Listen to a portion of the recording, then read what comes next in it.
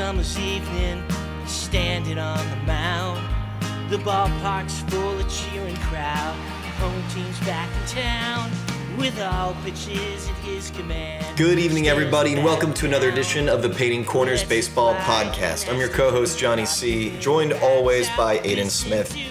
Opening day week is here. Murakami is hitting bombs. The Brewers are dominant. Owen Caissie is doing the work of Peter Bendix, and the Yankees look hot. Cal, not. Got a lot to talk about, lots to get into. We're super stoked to be here. Aiden's the dad. How are you doing, my man? Yes, sir. Doing well. I hit a triple in my first softball game back as a dad, so had that dad strength. So that was fun in my slow pitch softball league. Yeah, I was probably like a foot away from a bomb, which was kind of tough, but I guess the triple was meant to be. But I'll take it. So no, I'm feeling good. I didn't hit it as hard as Owen Caissie hit that ball off of Victor Vodnik. 94 mile an hour changeup, if you want to call it that. But yeah, he's pretty impressive, man. The Ginger Man down in South Florida. Isn't Kyle Stowers a Ginger Man as well, or is he? No, he's a bleached. He's a bleached man. He's a bleach boy. I don't think he's a Ginger Man. The Ginger Man and the bleach boy. And Peter Bendix, the fish speaker ruler of them all.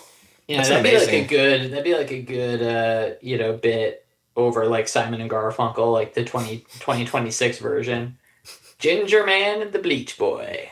Dude, the Bleach Boys. I can hear the oceanic crooning in my eardrums, surfboards, akimbo. Okay, so Peter Bendix, I'd love to talk about him all day. We know that. Big friend of the pod, along with Joey Loperfido, whom we'll get into later. Friend of the show. So where do you want to jump in here? I think we have to get this out of the way, that Murakami is fantastic. Okay? White Sox, you hit a lick. Congrats. But Munetaka Murakami has had 3 bombs in 3 games. Yes, sir. He didn't hit one today. He did have a hit. I think he went 1 for 5. And the White Sox, gave him a beating today. They played well. They got 8 off of Paddock. So they whomped him. They molly-whopped him. Molly-whomped him. Now, you're the insider. Would you say that, do you know the velo that Murakami hit to get those 3 bombs? I haven't looked at all 3. I know a couple of them were over the 100 velo. I'm assuming all 3 were over that 95 hard hit, line there. I don't mean exit velo, pitching velo. Oh, most of them were sub 95. So okay. I think out of the 3, I think at least 2 of them were fastballs sitting like 92 to 94. But one thing I will say is, there was a lot of fake news going around about his statistics in the MPB against that high velo. He was an above average hitter against high velo. So that's a little bit of a misnomer. I don't know if it's his strength necessarily, but this idea that he can't hit 98 on the hands is, to me, like not true. And it's demonstrably false, really, because he's done it. So he also takes more walks than I think a lot of stateside fans thought that he did when they heard about that high K rate. Wow. I do think he'll probably K 30% and up or close to 30. But if he walks 12%, hits 30 bombs, hits 230, that's a good year, a good transition to a different league. It's funny because I was coming in here being like, man, Aiden's going to have the hot analysis about what pitch type, where is located on the plate when Murakami hit it. And you do one better. You go, hey, actually, I'm pulling the tablecloth out from under all those poorly laid plates and bad takes. Guess what? That's fake news, brother. That is fake news. And I was like, wow, thank you. Thank you for inverting the Murakami hearsay and giving us the facts that he's a power hitter. And you know what? If you strike out 30% of the time, but you hit a ton of bombs on the south side, I think that's more than the White Sox could have hoped for, especially at the price they got him. The key is if, a team finds out in a series, Mune can't hit that slider, and then all of a sudden everyone's throwing him that slider, the backdoor slider, and he can't figure it out.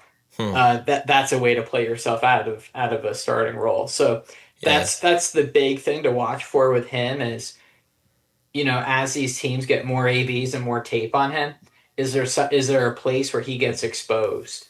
Yep. Is really the key, and you see that with pitching coming up too, where you find out that a guy can't throw his K pitch for strikes consistently, and then you don't really have to respect it, right? So you can look Right. fastball, Right. and so you can invert that with Murakami, and so if you feel like he can't hit the slider, can't hit the changeup, I mean, he can hit changeups, but let's say that did happen. That's gonna be a time for him to pivot back and adjust again. So it's a little bit of a tug of war with rookies and the rest of the league, where they adjust the rookie. Can the rookie adjust back? We saw that with guys like Julio when he came up, and Julio's adjusted. I mean, he was swinging out of his shoes on sliders his first Right. couple of years, and he's gotten a lot better. So, real quick rundown for opening day. Let's call this an opening day section. So when the AI, combs this on Spotify to auto load the preview sections, it knows exactly what to talk about. When Johnny C buzzes through the data centers.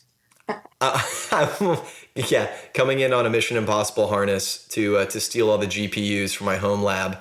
I want to give some honorable mentions right off the bat. Eric Lauer, Toronto Blue Jays, 9 strikeouts. What is going on there?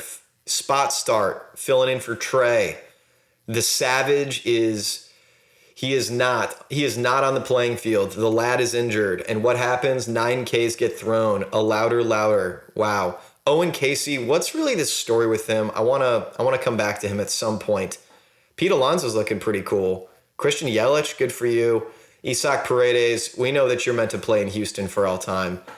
Just some interesting winners, I think. And for Seattle, Eugenio can apparently stop striking out and is back to hitting bombs now that he's once again in the National League.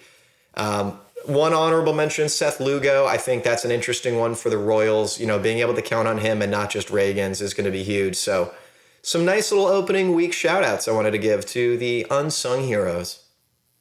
Yeah, so with a guy like Lauer, I mean, one of the big things that he does is he keeps guys off base. He throws 5 different pitches, and he's one of those crafty veterans. He's more of a pitcher rather than a thrower, and so he's going to make you have to hit. And I don't think we're going to see that K number probably for the rest of the year from him. But no, it was really nice to see for sure, especially in a spot start like that.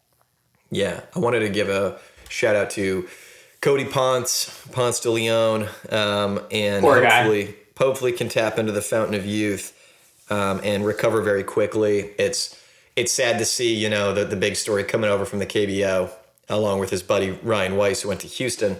Except he went to the Rogers Center and his first, in his debut, got injured tonight. It's really sad to see. So just prayers out to his family and to the players. Players like Ponce. Just you want to see the best happen for them get a fair shot, and hopefully he bounces back quick. Yeah, for sure. And I mean, he did look pretty good as well. So you hope that it's not a major injury. I mean, we'll have to see. It's not anything with the arm. So you like that, right? Absolutely.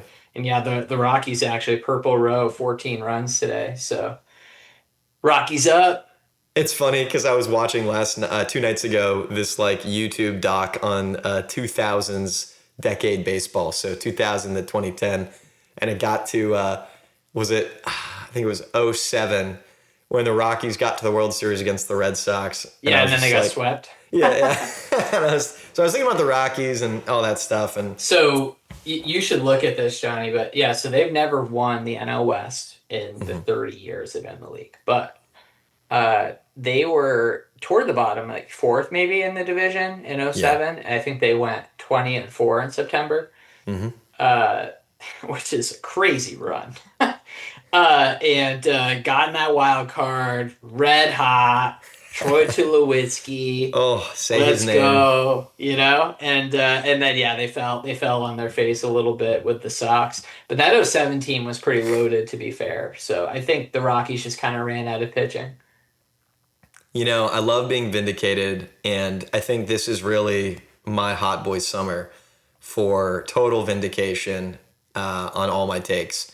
Number one, Joey Loperfido is the heartbeat of Houston, and the Stros look amazing. Second take, last year, Cal Raleigh. I thought Aaron Judge really should have been the MVP. And Cal Raleigh, Wow. yeah, here we go, is cooling off pretty hard at the start of this season. So, look, unpopular opinion in the Painting Corners fandom, but I think Cal's turning back into a pumpkin. He's only had like a dozen ABs. I'm just overreacting to. Also, the year before that, he hit, 40 bombs? Like, Yeah. What are we talking about here? Yeah, well, anyway, I guess I didn't Platinum have glove. It's not like he only had one good year, I didn't have a good segue besides I'm vindicated. Cal's having a slow start. To our listening fans, we love the Mariners. Especially Aiden. So Cal's having a slow start, but yeah, it's a small sample size and all of that. Do you think there's any truth to it, though, in the long term, that he's something, I guess, he figured something out last year, but is the league going to figure out what he figured out? I don't know about that. I mean, he does have holes in his swing, for sure, but he has protection in the lineup, and you got to respect the power. So, when you make mistakes against him, he does make you pay. He'll still strike out, at a pretty good clip, but you can't really escape Dumper's power. So, not really to answer your question. Is he going to hit 50 again? I would say odds are probably not. But he's still a two-way player, playing, in my opinion, the hardest position on the diamond, and he's easily the best hitter at that position. So I'm cheering for Cal, and I think he'll figure it out. But the one to watch for in Seattle really is Julio this year for me. I agree. You were saying that he's a low key MVP pick because this could be the year that he puts it all together and just really launches and starts to enter his prime. He's still very young. I think he's better with two strikes now. Whoa. I think he's a little more controlled. He's been able to maintain the exit velo, and he won't need to do quite as much with the bat as an Aaron Judge because he does play center field and he's good at it. So, got it. You're playing center field at a Gold Glove level. If he hits 280 with 35 homers, like, he's in the conversation. Fantastic. What else is going to drive Seattle's success this year? I know they've always been the young pitcher guys, and that's their window, kind of baked into the team control they have for everyone from Bryce Miller all the way up to George Kirby. With Kirby and Gilbert's starts, and I know still got Castillo as well, and he's pretty young. What do you think the Mariners pitcher's picture is starting to look like and shape out to be so far? So Emerson Hancock looked really good. That four-seamer looks a lot better than it has in the past. And it looks like if the fastball maintains its shape, I mean, he's a viable mid-rotation starter, which is what a lot of people thought he was going to be when he came out of Georgia Bulldog. So, but yeah, I mean, I think the Mariners have been blessed with a lot of health with their pitching staff, and a lot of their success will be contingent on whether or not that continues. Obviously, I think they're sitting at 160-ish million on their payroll, so they're not the kind of team that can go out and add a $30-40 million starting pitcher, and that does mean that your margins are a lot smaller. So you look at a team like Tampa Bay, just to give you an extreme case, where they find success despite the infinitesimal margins that they have because they're so good with their analytics and their predictive models. And that's why you see, a third of the league has a manager or an executive, running their team that came from Tampa Bay. So Matt Arnold, who's won, a few executives of the year, Rays guy, you have like Eric Neander, you have Andrew Friedman. So there's been quite a legacy there and then Hein Bloom. So quite a legacy there of guys who come from Tampa Bay and end up running other teams because their process is so good. The Mariners are that to a lesser extent, where the guys that you do bet on have to be good. So like Josh Naylor, we have to see more of second half 2025 Josh Naylor than we do, flat Josh Naylor, because he's also just not really providing a lot of defensive value, and so he has to bring the bat to really be worth that extension. So he's an X factor. Obviously, they went out and got Brendan Donovan, and I think that some of their depth has to be good. So like you look at a guy like Luke Raley, who they got for Jose Caballero a few years ago, who I actually really liked. Rayleigh's been underwhelming in my opinion. Cole Young started out pretty hot, but cooled off later in the year last year as a rookie. So guys like that have to show up. And when there inevitably are injuries over a 6-month season, the depth has to be good. And the bullpen also has to stay healthy, obviously. But Yeah, they really hit it with Brennan Donovan, already 2 bombs off to the start of the year. And is that flat earther Josh Naylor? You were saying flat Josh Naylor. Is that like a flat earth thing? well, by flat, I mean like that pedestrian slash line where you look at it and you're like, that guy Wow. plays first base. It's like that Ty France slash line, or like the Eric Hosmer slash line. Uh, Pedestrian slash line coined here, folks. That's lovely. Nice flow. yeah, yeah. You need some pop at that position. So if Josh is hitting 285, but there's no power, that's not going to work, right? And I Absolutely like not. guys who hit 285, but when you're playing first base and not particularly that well, you have to bring some pop. Absolutely. Just like it's the 1950s and we're drinking soda. I want to hit the Brewers real quick because, in the same vein of teams like the Rays, and a little bit, speaking to the pitching of the Mariners at least, a small Mhm. budget, they're doing it. They're always doing it. And I just am always amazed. You lose Freddie Peralta, you lose Corbin Burns, and we could do the whole you lose and da da da. It's like you just reload this pitcher laboratory that is blowing my mind. And they keep winning. And they've had some pretty big margins, since opening day. Granted, you're playing the White Sox, but I don't think that's the same White Sox, right? That's the revamped Murakami White Sox with a lot of other ads we've seen and discussed in prior podcasts. But they're putting up big run totals. And that starting rotation is still formidable. Misiorowski, we love company, and man, he is among good company, and especially as a youth heading off opening day like that. What do you think about the Brewers? Yeah, Miz was really good on opening day. Kyle Harrison looked really good. One Ernie 8 Ks today. Uh, Well, and the bullpen's pretty good. I mean, it's one of those things where when you see the Brewers are getting a guy, you almost think, right, what do they have in their report that the other club doesn't have, and, right. and they don't even have the guy yet. And you're like, what do they know? I look at like Zerpa in the bullpen. I expect him to have a good year. You look at even like a Gary Sanchez, backup catcher, pinch hitter. I expect him to have a good year for what he's capable of. And then even like a David Hamilton, who was in that swap for Caleb Durbin. I was happy with the Durbin trade from the Red Sox perspective, but I do think Hamilton's a good ball player, really good base runner, and he can play multiple positions. So that's how the Brewers get it done. Is they just continue to add around their core, and then they also develop their guys really well. Where a guy like Bryce Terang becomes the best defensive second baseman in baseball, and all of a sudden this guy can hit. I mean, would that have happened? Would Bryce be who he is if he was playing, in a lesser organization? I agree about the Rays comparison. When a guy goes to the Rays, you go, ah, damn it. We missed something. Yeah, We yeah, got we for got sure. fleeced in the scouting report.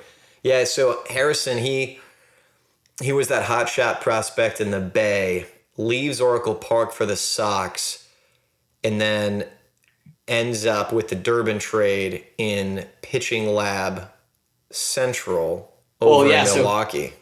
Kyle was in the Devers trade actually, uh, So and he that's when he would, came over from San Fran. I got you. uh Okay. and he was basically a depth piece. And I don't think the Red Sox were high on him because they had chances to insert him last year when starters went down, and they opted for guys like Richard Fitz over Harrison, which I thought was interesting. So obviously, the Brewers think they have something there. I don't know if they're going to change the usage, the repertoire. We'll see. But it looks like they're onto something because that's the best Kyle Harrison has looked in a long time. Yeah, I'm looking at the line right now. 5 innings pitched, 1 early, 8 Ks, 1 homer. You'll take that. I'll take that. So Yankees are looking hot. They can't stop missing the ball. They're putting on an offensive clinic, and it's not even the torpedo bat hype that it was last year. Judge, King 4 times in the first game aside, they can still just put it together. Well, the Giants also just didn't hit in that series. Oh, man, I was talking to my buddy. He lives out by the Bay. Well, he lives in LA, but he's a Giants fan, and I'm just feeling for him so hard. He sent me a stat that was like, run totals over the first X amount of games. Giants have put together 1 run to cross home plate. Yeah, they didn't score any in the first 2 games. They were shut out. And then, the third game was pretty anemic, too. With the Yankees, I think one of the keys is, will Camilo Doval be, who he was a couple of years ago before he cratered there? David Bednar. And then the starting pitching. I mean, Garrett Cole, what's that going to be like coming off of Tommy? Carlos Rodon, when he comes back. Clark Schmidt's out for the year. He had surgery late last year. Schlittler, right? Who is Schlittler? I mean, we'll have to see. I love Schlittler.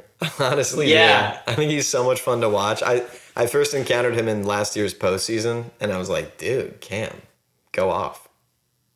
Yeah, Schlittler is, I think, already kind of met his ceiling that a lot of people had for him when he came out. I think it was South Carolina, right? He's a Gamecock.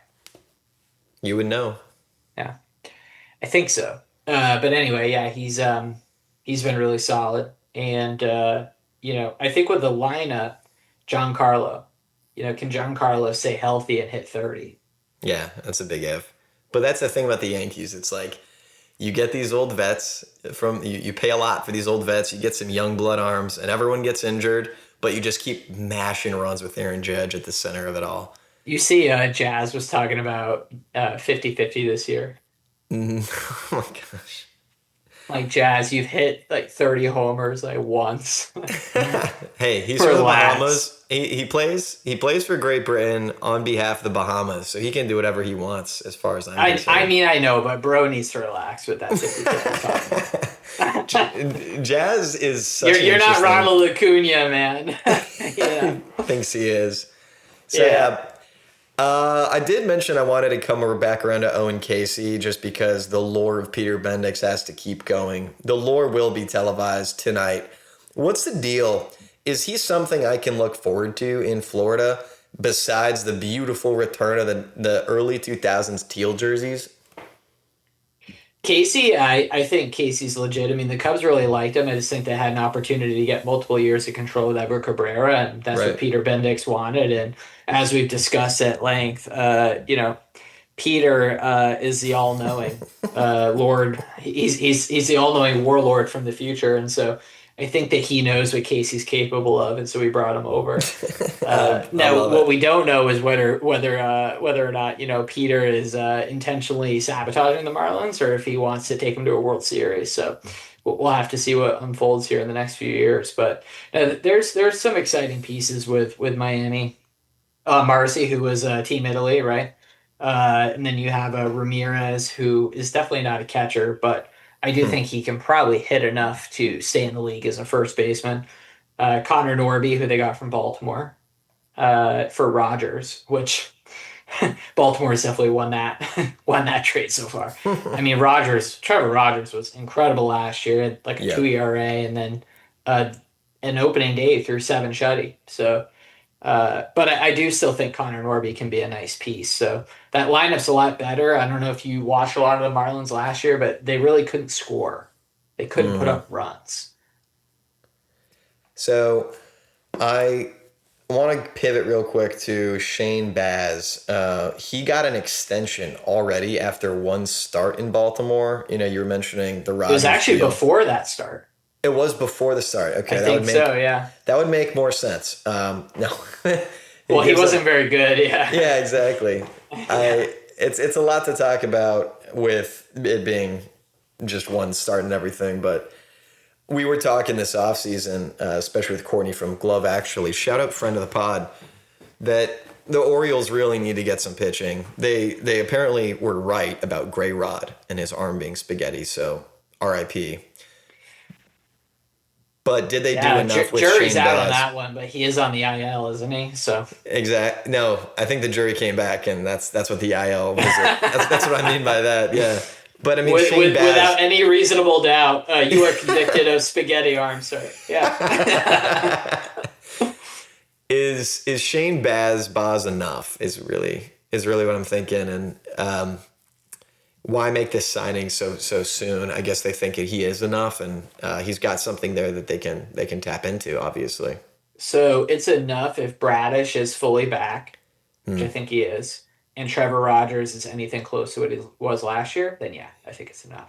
Got it. Because Trevor Rogers last year was better than Corbin was the year that he walked, and Corbin was pretty good. Damn. Don't forget about handsome Dean Kramer too. Handsome man bun Dean. Hey, I like Dean. I'm a Dean guy. Team Israel. I liked watching Dean. I lean Dean. Chris Bassett. Dean. I'm a Chris Bassett fan. 180 innings every year. Sign me up for that. You really are. I kind of known that about you. Where else do you want to go? It was such a fun opening week, and I'm just like really trying to not talk about, with gushing candor about the Houston Astros and how awesome they look and how vindicated I will be. But some interesting surprises, I guess, is Mike Trout is back. That's something I did get to see. Him turning on a tight and inside fastball and depositing it into the Crawford boxes at like a 105 exit velo was something to see. Stealing bases. Mike Trout's back, baby. You heard it here first. Well, it's interesting, right? Because Mike's had so many injuries, and he's getting older, and so every time Mike has an injury, which is every year, we hear like, oh, well, will he be the same when he comes back? And then he comes back, and he's awesome, and then he gets hurt again. And, yeah. But he does look good, and I've heard the explanation of why the Angels feel like they can still put him in center field. Maybe not every day, but here or there. What is it? Which is... well, so left field's pretty spacious, actually, in the Angels Park. And so center field is less ground, and they also don't have the nasty corners, because guys get hurt in the corners a lot. So right. That's the idea, which I kind of get. But, I really think that it makes sense to just have Mike DH. Of course, they have Jorge Soler there as well, who, despite his awesome diving catch the other day, saw that? is not a good outfielder. He's better than Nick Castellanos, but that's not saying much. Oh my gosh, dude, that's funny. I saw that. He's better than Gary Sheffield.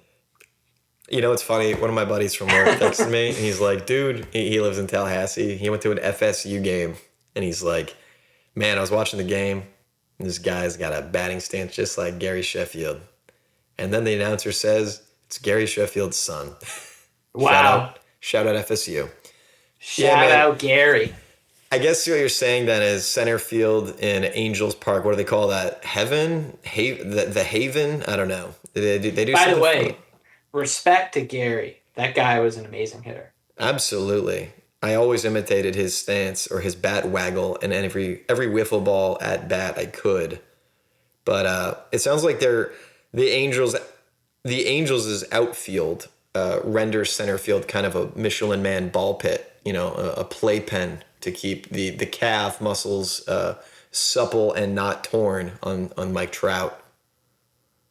Yeah, that's the idea, right? I think Gary's swing is just like that classic ADHD kid swing, where the bash is going crazy. I don't think that I have the ability to multitask like that, Yeah, fun fact, Gary Sheffield was the first fidget spinner for you Gen Z kids out there, just in case you didn't know. That's the cure to attention deficit disorder is mashing baseballs. Mashing balls, dude. And looking good, man. Looking good, mashing balls, waggling bats, and cool shades on. Gary Sheffield. So one thing I do want to cover is Jesus Sanchez hit a nice bomb the other day. Whoa. What would it take for you to feel like... Don't even. Go there. Houston won the deal. So walk me through the version of Joey of all the versions in the universe, the multiverse. Are you giving me... Are you giving me Which time right version? now to do my favorite thing ever, which is talk about the one and only Mario Joseph Loperfido? Well, yes, but we need some discernment here, right? So let's Fair not go enough. crazy. Let's not go crazy. So You got to lock in. Got to lock yeah, in, we gotta guys. be Abe Lincoln pragmatic here. We gotta Team be of measured. rivals. Let's do it. We gotta be Okay. measured. Okay. All right. So what does Joey have to be? Do you feel like he has to be an everyday player, like 2 WAR guy? Like, what do you want to see? I want to see a 2-WAR guy, and he's not going to be an everyday player because they're already doing this platoon magic where Cam Smith is posted in right. Call that sunk cost fallacy. Call it whatever you want. I think Cam Smith has a ton of potential. Low key, probably going to win the Gold Glove if Willier doesn't in right field this year. So Cam's a righty. Cam's a righty. Follow this thinking real quick. So Cam's posted in right. That's just not going to change. Jake and Bryce Matthews are going to fight over center field until Jake gets traded and Bryce just gets it. Hit a really nice bomb to hit the Route 66 pump in center field tonight.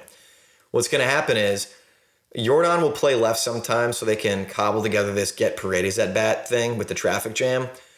Joey is going to play a lot of center, though. He's going to play a lot of center and a lot of left.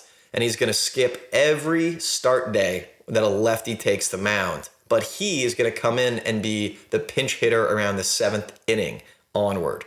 And we saw this already. This is how he's been deployed.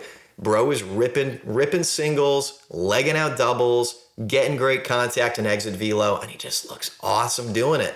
I do like that for Joey, like that guy on the roster who can play center when your starter can't play. I mean, that's nice. You got a tight hammy, Joey's coming in.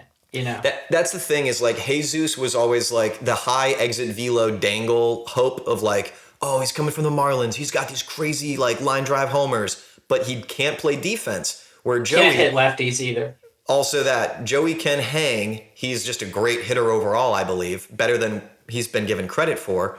And he can play really good center field, a premium position as well as any corner spot. So Joey's not a great left on left guy, right? But he's not Jordan. Yeah, that's right.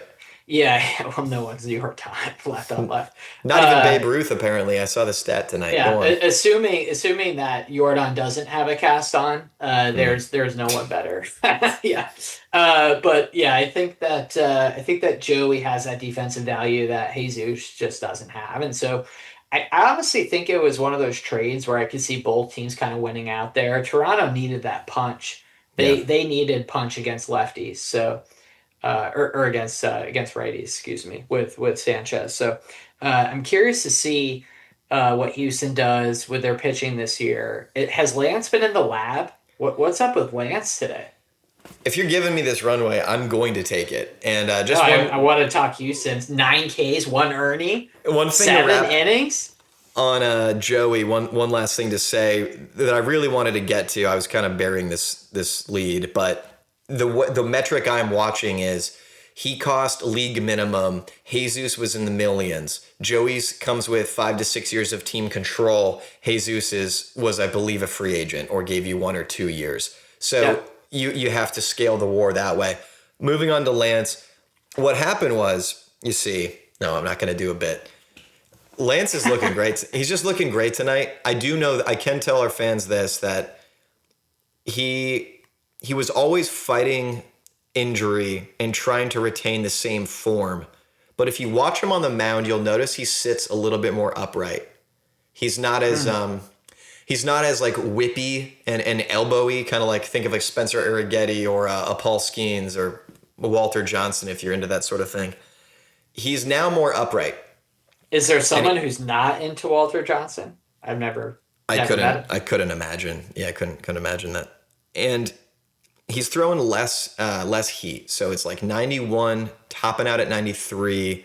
If you recall, his last really good season was in 21 when he was just like the ace of the staff, kind of co-ace with Greinke. Yep.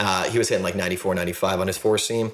But he's just like, he's a sinker knuckle curve guy. And last year, the problem was he couldn't get ground ball outs. And so he was just wasting pitches, getting tired out and getting teed off upon. So I think it's just a lot of humility and being willing to change and change your pitch delivery to stay healthy. Well, where I think one of the places that Lance fell into, which Ben Brown on Chicago is trying to figure out right now, is you get behind in counts because you don't trust your stuff. Right. That's right. Right. Which I think happened to Lance. Right. And then you miss with that breaking ball in the zone. That's right. Or the fastball, which I don't think guys were respecting a lot these last couple of seasons. So, when you're missing in the zone and you're already behind in the count, so, you're throwing that 3-1 fastball, and it's just too many get me overs is really what I saw with him. So 3-1 count, get me over, and then boom, 3-run homer. Absolutely. And that's not going to cut it at the top level. In AAA, you can get away with that more, but.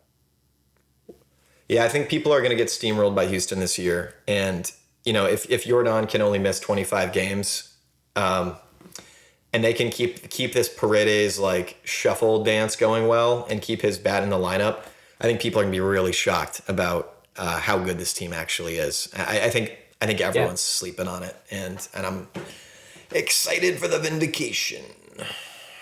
So that's what I got to say about Houston. Anything else you want to touch on before we sign off for the night? Let's talk about Tatsuya for a minute. Okay. As we wrap up. Yeah. How did you feel about Amai in his first start? Well, imitation is the highest form of flattery, and no, I think he was fantastic. He got 4 Ks. He looked dominant. Again, I'm not looking at the line, right? He got taken out early. I think he made like 3 or 4 innings. He got rocked a little bit.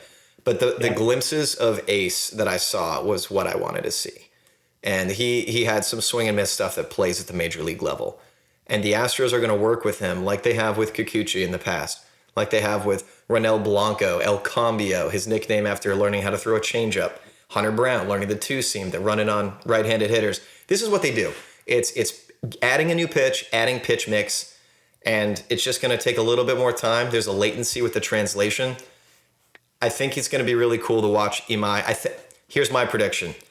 Imai is going to finish the year in Houston so strong that he's going to sign a great free agent contract in the offseason elsewhere. A little bit of a sideline here. I'm going off the reservation with this a little bit, but I want to talk linguistics. I do love how precise and literal the translation to Spanish is.